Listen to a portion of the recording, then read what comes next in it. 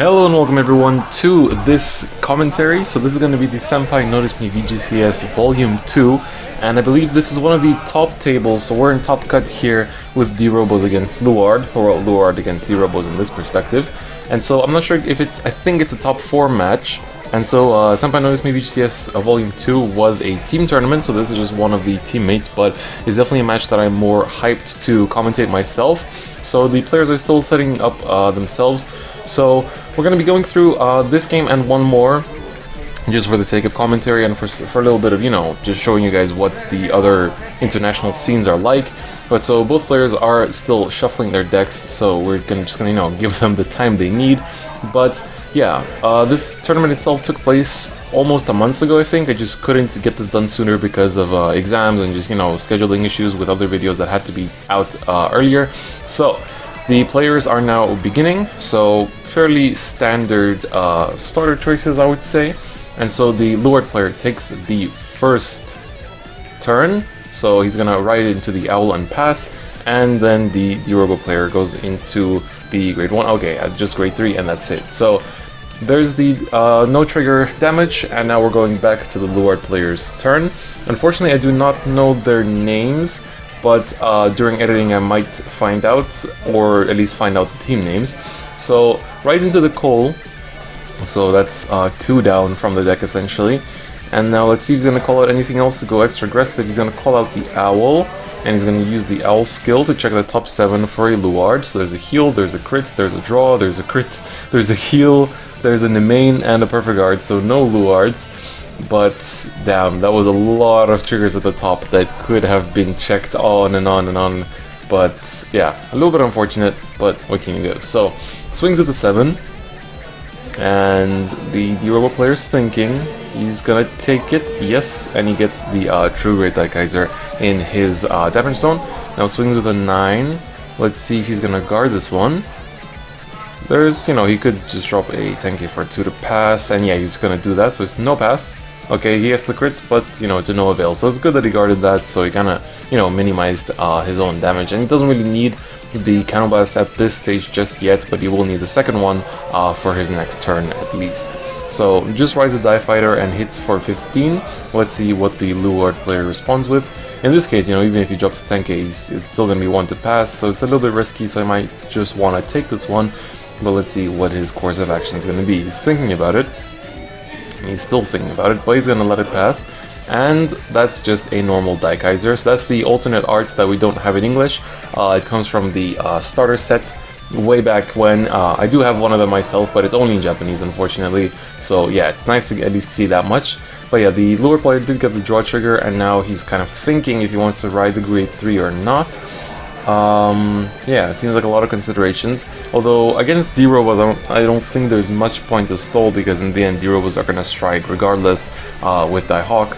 So yeah, I don't think I would stall in this case. I think it's better to just go for it, because in the end he's gonna stride even if you don't ride. You know, nobody needs to breeze when you have Daihawk, at least, you know, from my perspective. But let's see. Both players are in very similar grounds though. You know, there has been, you know, bit of draw triggers here and there, but it's still quite equal. So he does ride the Luard.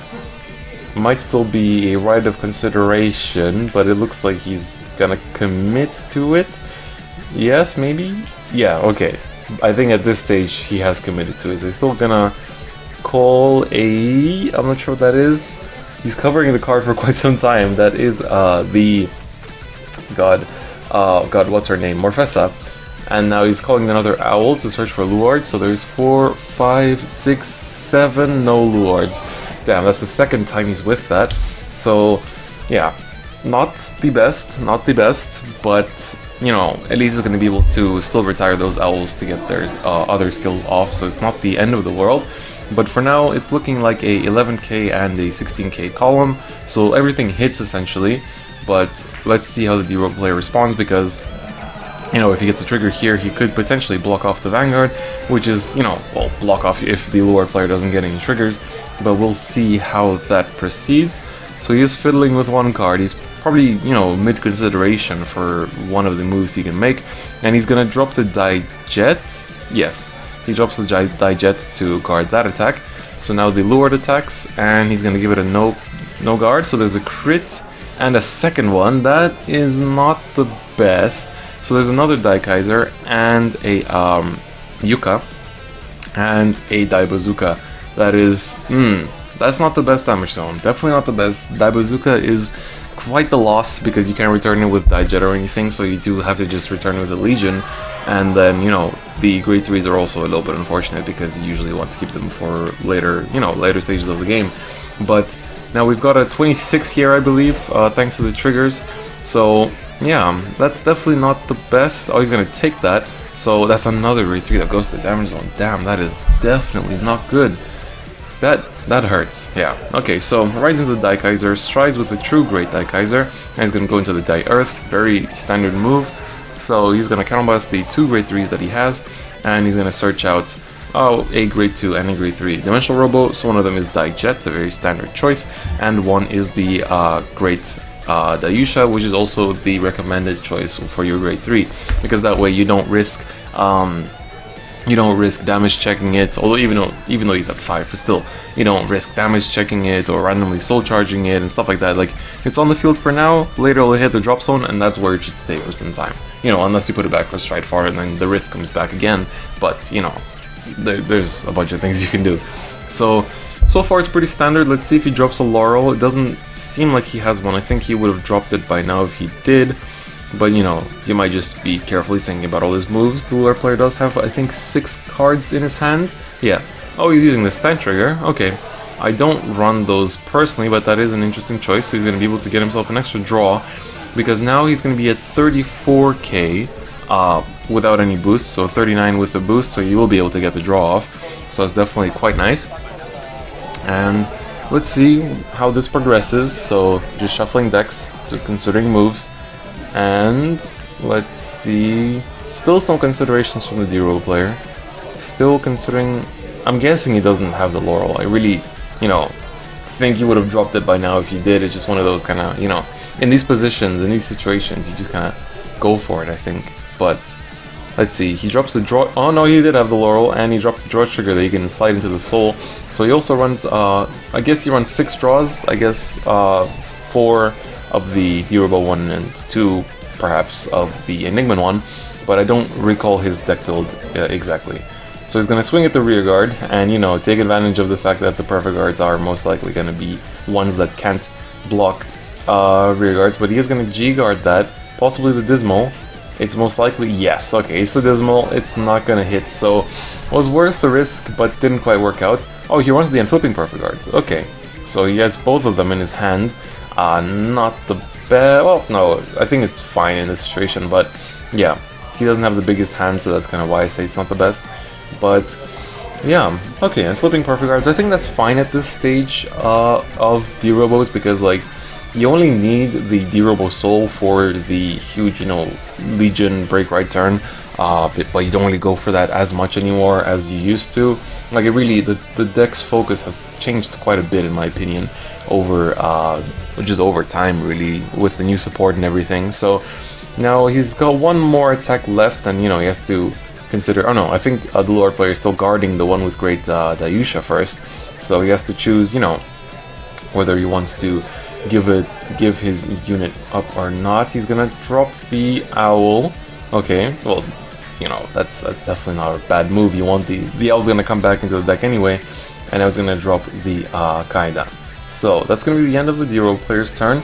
It's, you know, it wasn't as impactful. He did get himself a full field. He had to drop the Laurel as well. It was worth the risk. You know, not all players play Dismals. That's something that, you know, the more you play, the more you realize that, you know, even though Dismal is an amazing G-Guard, some people don't have the space for it, or they just choose to, you know, take the risk and, you know, not run into things that Dismal counters, or, you know, they play decks that Dismal doesn't need to be in.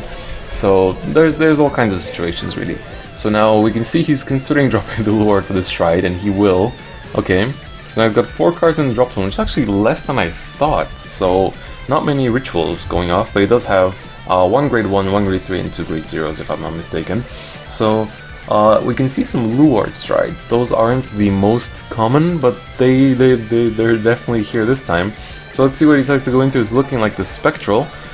He does have 1 G unit face up from the Dismal, so he can go for a, well, GB2, GB3 stride essentially, you know, it's not a problem. But he's considering the Aura Geyser as well, so it's kind of, you know, deciding whether you want to prioritize your hands versus if you want to prioritize more aggressive power. Because at this stage, I think aggressive power is definitely good, because like the D-Row player has like what, 4 cards in hand, he's got all 5 damage, so you might as well go into the Spectral and just try to swing for game, because at this stage, like the D-Row player, like he fell behind by the fact that he just had to eat up so much damage. Like there's that, and also like the Laurel failed, so he couldn't, you know, get the cards back. Like he lost out on, well, like essentially he could have had another extra 3 cards, but he couldn't get them because of that Dismal. So quite unfortunate, but you know, I think if I were in the Luard player's seat, I would just go for the Spectral. I think it's worth just closing it out right now, because like he knows that he has 2 Perfect Guards, but in the end, if you can get the triggers, you're going to be buffing up, you know, at least a little bit of your field, and then that should be enough to push out games. So even though he has 2 Perfect Guards, you know, that's going to be enough to protect from the 2 Vanguard attacks, let's say, but it's not necessarily going to be enough to protect from anything else that's going to be coming his way. So let's see what he decides to do, because like the Luard player's hand is not that big, so you know, on a bad day, if he doesn't manage to close out the game right now, then possibly he could lose. Even though he's on 2 damage, there is a possibility, just because the Laurel's there, you know, there's Dimaxes that, well, if he G-Guards, he can go into the Dimax at least. And then, you know, there's Daikaiser Leons. Oh, Daikaiser Leon isn't that effective. I'm not sure if this player, the D-Row player, plays 2 or 4 Direfts, but if he plays 4, then that means he can go for the, you know, one with a crit in case his front row gets wiped. So there's quite a few things he can, you know, he can go into if he survives this turn, but you know, we'll see if he can. With 4 cards in his hand, 2 of them are perfect shields, so yeah, it's gonna be quite tough. I think it's quite a tough situation for both players, in my opinion, but you know, that's usually how a good Vanguard game tends to go. It's not, you know, it's not swinging in anybody's way for now, at least. Well, you could say it's technically in the Luard player's advantage, because he did put his opponent on 5 damage fairly early. So, you know, there's quite a lot to consider. But let's see, so he uses the Swordbreaker that he called out from the Luard Strike skill to draw himself an extra card, and it was a grade 2, but I'm not sure which one. It might be a Maka. And I think he also, I somehow forgot to mention, because I think the discussion already happened ages ago when the deck list went up, but he plays the old Maka, not the new one, but like the old 8k Counterblast 2 to get yourself a grade 1 Maka. So very interesting choice. So he's activating the Spectral skill, so he did Soul Blast 1, well, he's paying the whole cost essentially, and yeah, so just making some small calculations, you can see by the hand movements and everything. So he's gonna he's gonna use this starter skill. Let's see, is he slowly sliding in? Okay, gives it to the Swordbreaker, alright, and let's see what he got from that. I think it was a Kaina. I think it was a Kaidan, I'm not too sure though. Really not too sure. But let's see. Calls out the... Does he call out? Oh, it's yeah, okay. He calls out the Maka, but I don't think he's gonna use her. No. Pretty sure he won't. And I think Maka has to call in the same column as well, so that would be a bit counterproductive. So calls out the Kaidan that I think he discarded off of the... I mean, he drew off of the effect. So there's that. So fairly, I don't know if it's my place to say this, but it's a fairly slow paced game. Like, there's a lot of considerations. Of course, it's the top tables and it's in a team setting, so obviously, you know, every game counts. So let's see. He's attacking with a Maka with it should require a 10k shield at least. So let's see what he decides to do. I'm pretty sure it requires a 10k shield if I'm not mistaken. But let's see, because again, the D-Row player has 4 cards in hand, 2 of them are perfect shields.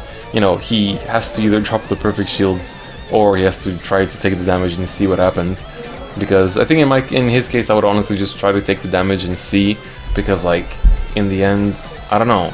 It's like if you can survive this, then at least you might be able to, you know, if he doesn't get any triggers, he's gonna be able to block off the Morfessa with the Dijet, and they can drop both perfect guards for the Spectral Blaster.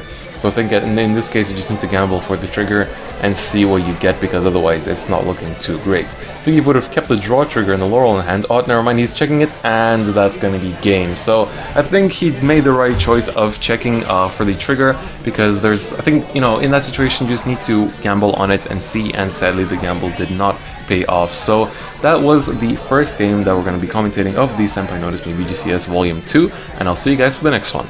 Bye bye.